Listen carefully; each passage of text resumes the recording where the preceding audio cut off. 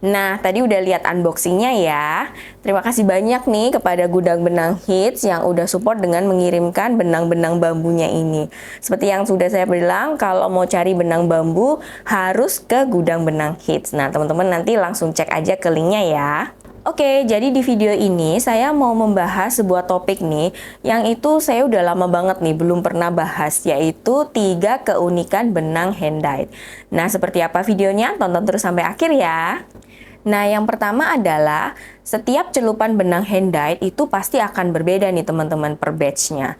Seperti yang di sini nih, teman-teman bisa lihat contohnya, ini adalah satu batch pencelupan, tetapi efek warnanya itu berbeda satu dengan yang lainnya. Itulah kenapa motif-motif dari benang hand dyed itu benar-benar tersembur gitu ya teman-teman. Warnanya itu beda banget hasilnya.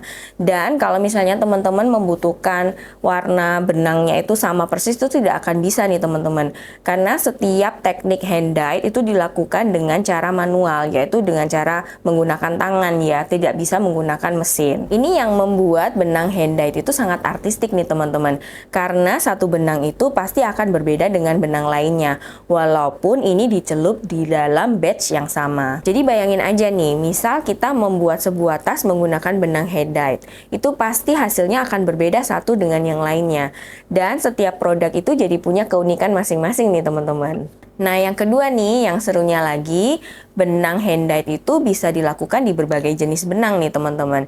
Jadi tidak melulu hanya benang katun gitu ya, atau benang rayon, benang linen, tetapi bisa juga di benang-benang wool, merino, atau serat-serat protein. Nah, contohnya seperti ini, benang bambu ini juga bisa diwarnai nih. Jadi, benang-benang hand dyed ini bisa disesuaikan nih dengan project yang teman-teman lagi bikin. Misalnya, jika teman-teman ingin bikin topi menggunakan benang wool, atau bikin cardigan menggunakan benang cotton, nah itu semua bisa di hand dyed nih teman-teman. Nah, yang ketiga nih, ini adalah teknik pewarnaan dengan benang hand dyed. Jadi macam-macam banget ya tekniknya itu teman-teman. Kalau hand dyed itu ada yang langsung dicelup seperti itu, ada juga yang kita bisa splash, ada juga yang kita bisa sprinkle nih bubuk-bubuk pewarnanya. Jadi banyak banget teknik yang digunakan di benang-benang hand dyed. Tidak hanya itu, pewarnanya juga banyak juga nih teman-teman. Ada pewarna kimia dan ada juga pewarna natural. Jadi banyak sekali nih teknik-teknik yang kita bisa pelajari di hand dyed. Belum lagi ada perbedaan nih antara pewarna kimia dan pewarna natural untuk hasilnya. Biasanya kalau pewarna kimia itu warnanya itu lebih bold ya teman-teman, jadi lebih jelas seperti itu.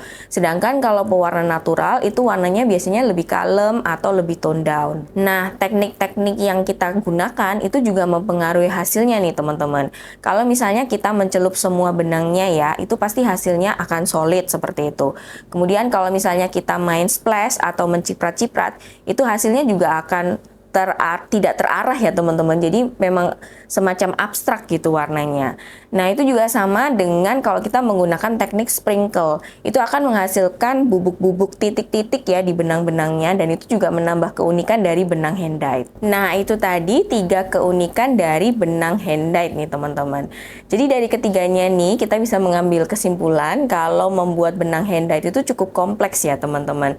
Jadi kita tuh seperti membuat karya seni yang artistik. Bagi teman-teman yang pengen nyobain benang hand dyed cantik, bisa langsung klik link di bawah ini ya, nanti akan saya sertakan di kolom deskripsi. Oke, itu tadi 3 keunikan tentang benang hand dyed. Semoga ini membantu teman-teman semua. Dukung terus channel ini dengan cara subscribe, like, komen, dan share. Kita ketemu di video berikutnya. Sampai jumpa, dadah!